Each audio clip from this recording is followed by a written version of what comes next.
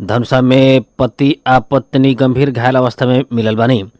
धनुषा में श्रीमान मृत आ श्रीमती गंभीर अवस्था में मिलल प्रहरी जनैली बाटे। धनुषा के छिलेश्वर नाथ नगरपालिका 3 पकड़िया स्थित गेहूं के खेत में महोत्तरी के लोहारपट्टी नगरपालिका 3 महदैया के राधे सहनी मृत अवस्था में मिलल बानी। उनकर पत्नी अस्मिता सहनी गंभीर घायल अवस्था में प्रादेशिक अस्पताल में इलाज करा रहा। इलाका प्रहरी कार्यालय सखुआ महेंद्र नगर के प्रहरी निरीक्षक दीपक कार्की जानकारी दिले बानी। उनका अनुसार आज सवेरे पकड़िया स्थित गेहूं के खेत में पति राधे मृत मिलल बानी। मोटरसाइकिल भी नजीके में दुर्घटनाग्रस्त अवस्था में देखल गए से दुर्घटना में ही श्रीमान की मृत्यु आ पत्नी के घायल भइल हो सके के प्रहरी के अनुमान रहल बाटे। राधे के ससुराली घर पकड़िया 4 महीना पहले मात्र राधा अस्मिता प्रेम विवाह करके महेंद्र नगर में डेरा करके बैठत रहने।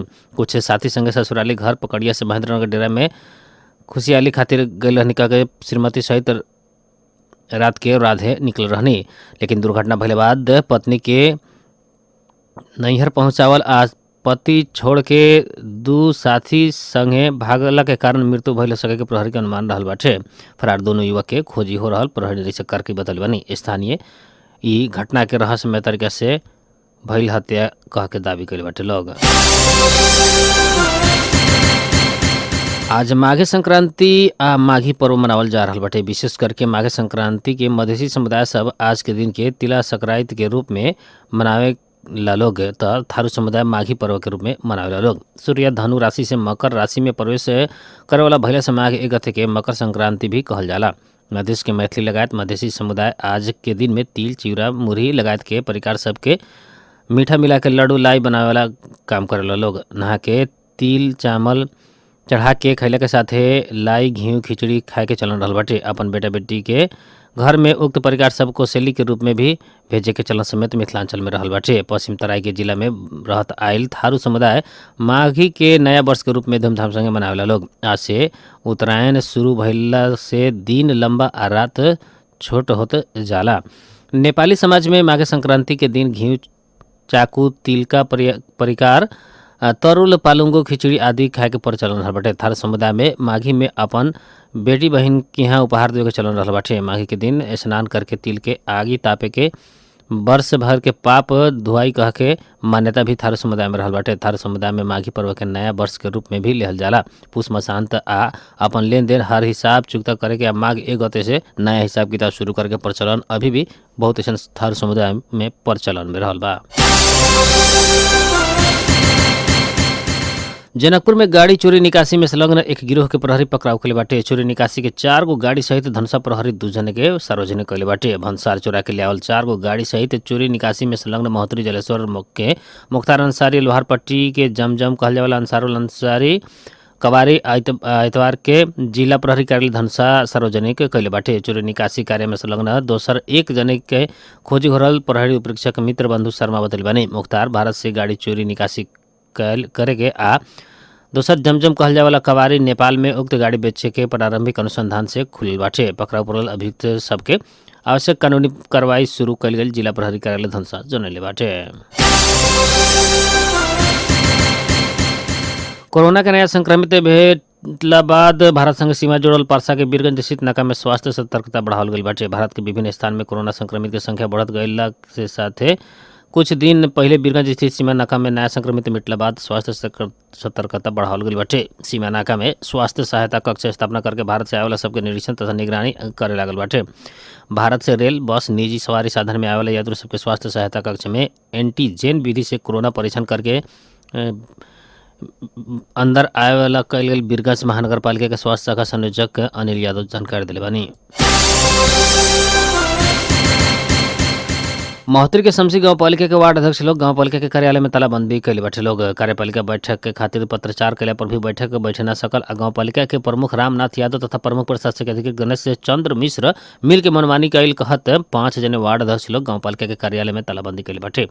वार्ड अध्यक्छ सब विज्ञप्ति निकालत गांव सभा विशेष सभा के रेड बुक सार्वजनिक करके आर्थिक वर्ष 2079-80 के आर्थिक वर्ष 80-81 के खर्च विवरण सार्वजनिक करके कार्यपालिका बैठक के साथ शीघ्र बैठावे के गांव पालिका में कार्यरत जिलाधिकारी के कर्मचारी सबके विवरण सार्वजनिक करे के प्रशासकीय अधिकृत सबके तत्काल सर्व करे के मांग रखत गांव पालिका के कार्यालय में काल तालाबंदी कल गेल बाटे। पुस 5 गते गाउँपालिका के कार्यपालिका बैठक के संबंध में कल गेल पत्राचार पत्र में सीमित रहल आ प्रमुख प्रशासक अधिकृत मिश्र लंबा समय से कार्यालय में उपस्थित न भइल कहत वार्ड अध्यक्ष लोग तालाबंदी कैल। वार्ड नंबर 2 के वार्ड अध्यक्ष शेख अंजार बतैनी प्रमुख प्रशासक अधिकृत कार्यालय नाइला पर योजना सब करौने न होके न सकल कहत जिला प्रशासन कार्यालय महोत्तरी के ध्यान आकर्षण करावल गई समस्या समाधान के खातिर कोनो पहल न भइले बाद तालाबंदी करे के बाध्य भइल वार्ड अध्यक्ष लोग बतैली बानी।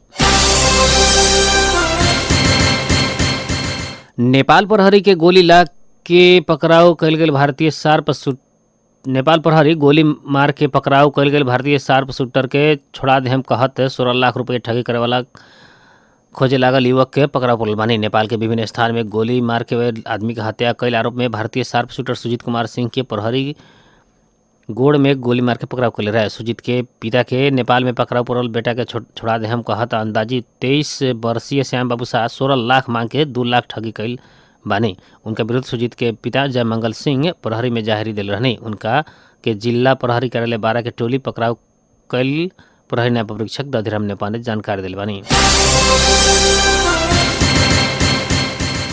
काठमांडू के चूड़ी खेल में अत्यधिक भीड़ भाड़ में चपा के 8 जने घायल भेल बानी। माघ संक्रांति के अवसर में मगर अथारू समुदाय से आयोजना कल गई अलग अलग कार्यक्रम में सहभागी होकर गई सर्वसाधारण अत्यधिक भीड़ भाड़ के क्रम में घायल भेल बानी। जिला प्रहरी परिसर काठमांडू के प्रवक्ता SP कुमुद ढुंगेल के अनुसार भीड़ में चपा के घायल भइल 8 जने के उपचार के खातिर राष्ट्रीय ट्रामा सेंटर में पहुंचाल गई बाटे। उ लोग के अवस्था सामान्य रहल बा। भीतर प्रवेश करे के बाहर निकले वाला सबके बहुत ही टूरी खेल में गेट में बढ़ल भीड़ में उ लोग चपा के घायल भइल प्रहरी जनैले बाटे। बिहार के रघुनाथपुर से प्रहरी पिस्तौल मैगजीन सहित 2 जने के पकड़ाव कैले बाटे। रघुनाथपुर में जमा भइल अवस्था में प्रहरी 2 जने के पकड़ाव कैले बाटे त अन्य के कुछ व्यक्ति फरार भइल भारतीय प्रहरी जनैले बाटे। पकड़ाव पड़े में हरिसिद्धि के दुदही आ रघुनाथपुर के 1 जने व्यक्ति रहल बानी। SSP राज के अनुसार रघुनाथपुर प्रहरी के भारी अपराधी के घटना के असफल बनैले बाटे। सभे आपराधिक कार्य में संलग्न सबके जमघट से कोनो भारी अप्रिय घटना के ताना बुना बुन रहल कहत महिला से उक्त घटना होके कैसे बचल वहाँ के बतौली बानी। मालदीव से भारतीय सैनिक सबके देश छोड़े के मार्च 15 तक के अल्टीमेटम दिले बाटे। मोहम्मद मुइजू सरकार भारतीय सैनिक सबके मार्च 15 तक मालदीव से छोड़े के कहले बाटे। अंतर्राष्ट्रीय संचार माध्यम के अनुसार मानवीय उदार तथा मानवीय सहायता के खातिर कहता 88 जने भारतीय सैनिक मालदीव में बाटे। उक्त सेना मार्च 15 तक फिरता होकर में मालदीव सरकार भारतीय सरकार के कहल समाचार मालदीव से के संचार माध्यम में रहल बाटे।